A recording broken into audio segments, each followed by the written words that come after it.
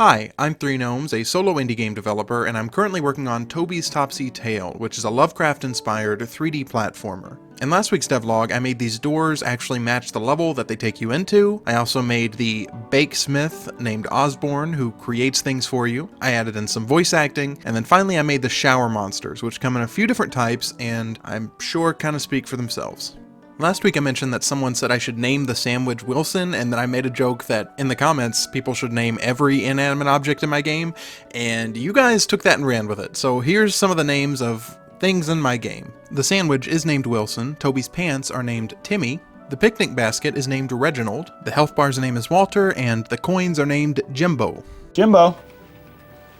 Jim. Eclipse Game Dev said that the tree must be called Tristan Soil, and because you didn't specify which tree, I'm gonna choose this one. Also, someone did lock in that the bathroom counter is officially named Samantha. I'm also keeping a running list of all the names you guys come up with, so go in the comments and name one inanimate object in my game.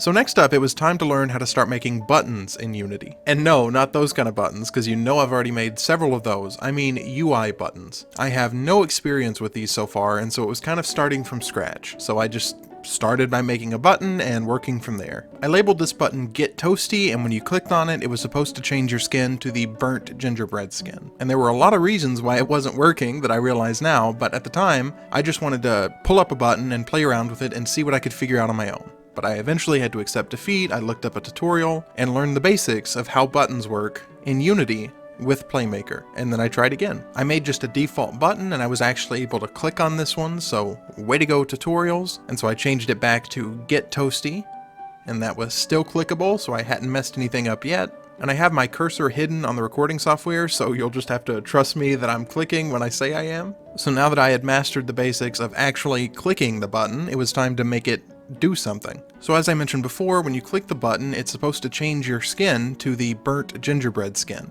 So I made a new FSM to make that happen. It starts by listening for you to click on the button, and then when you do click on it, it sends it to the next state, which changes the integer of your skin state to the one that's associated with the burnt gingerbread skin. And so your skin should automatically change based on other FSMs that I have in place. So after it's done that, the next frame event is to go back to the initial state and listen for you to click on it again.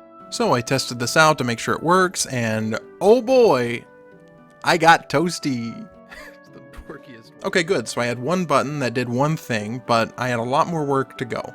So now that you had a button you could click on to get toasty at any point, I also needed for there to be a button you could click on to go back to normal. So I made that button. And then I set up the FSM, so when you clicked on that, it sent you back to your default skin. Simple enough, and it worked. And then to kind of round out this test system I'd been making, I made a third button and called it Oh God No, and then linked my most uncomfortable skin to it. And that worked as well. But these buttons all look kind of normal. They're all just default buttons, and I needed to know how to make them more complex and have unique art attached to them. I decided to really push the bounds a lot and try something new, and so I made the third button a candy cane. Would you believe me? Loser. So now I knew the basics of custom buttons. Next up, as you might have noticed, these buttons are just on the screen all the time, and obviously, they shouldn't be. So I set up an FSM to make it so that now the buttons only came up when you hit escape. So essentially it was kind of a makeshift pause menu for test purposes. So escape brings up the menu and then escape gets rid of the menu. Pretty simple. But there was another thing I needed to consider with pause menus that's actually pretty important, which is when you bring it up, the game should pause. Because otherwise the camera spins, and then when you click the button, the reason he's spinning is because it's still registering that he's attacking. So I just set a basic adjust timescale for when the game is paused, and I could have set it to 0 where the game pauses entirely, but I wanted to try setting it to like 0.1, just really slowing down time, because I've seen that effect in games before and it can be really fun. But then when I tried that out, there were several problems. And so now it kind of looked like I was just making a bad action movie where he moved in slow motion. And on top of that, just slowing down time to 0.1 doesn't make his action stop or his control of the camera slow down. So I still have the problem of when you're going to click on something, the camera moves and you register that you're doing an attack.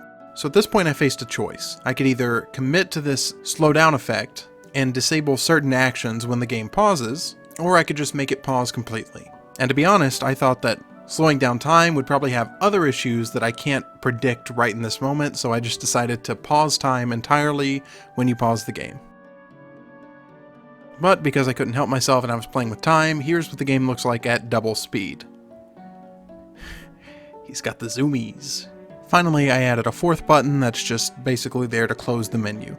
Simple enough. And it was at this point I realized that even though time has stopped, it was still registering your attacks and your button inputs. So I realized I was still going to have to manually go in and disable these FSMs every time the pause menu opens. And that's not really a big deal. It's just, game design is kind of like a puzzle, where you figure out how all these pieces are going to fit together, and sometimes if you miss a vital piece, you just kind of have to adjust the way that you're doing things. Sometimes that's a big deal, sometimes it's not, but it's all part of the learning process. And ultimately, I know I'm going to come out of it as a better game dev. And I'm sure some of you are going, oh yeah, of course it doesn't stop button inputs when you slow down time.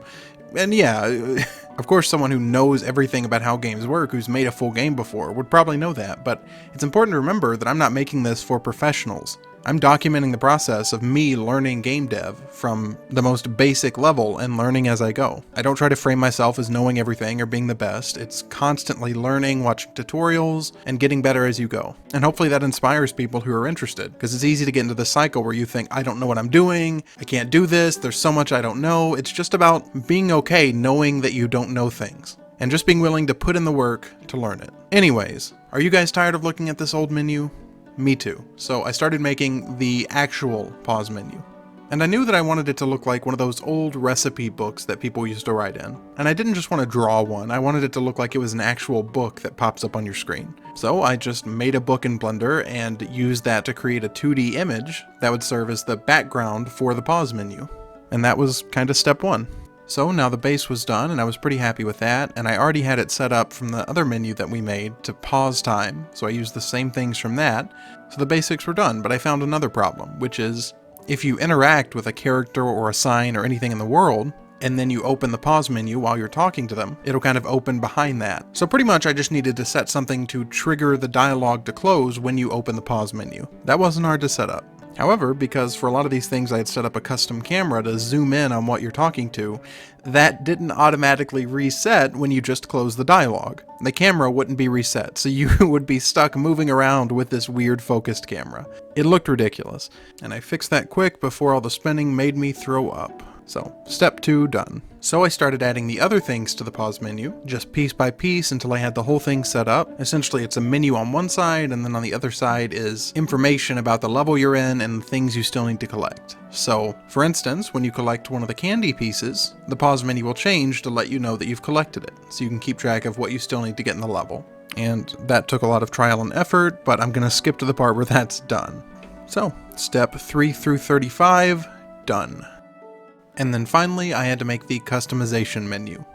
I say finally, but that's really just the last thing I'm showing in this devlog. I actually have to make things for every single one of these on the main pause menu. But customization is where I started. But before I go, let me show you something a little secret. So maybe, just maybe, unlocking different weapons and outfits might actually have an effect on the gameplay. Anyways, join my Discord. I just hit 100 people on there, so I'm so excited about that. Make sure you like and subscribe. Please, please, please subscribe. I'm getting closer and closer to 1,000, and I would really, really love to hit that number. Anyways, I'm 3 Gnomes, and don't forget to choose an inanimate object and name it in the comments. Thanks, y'all.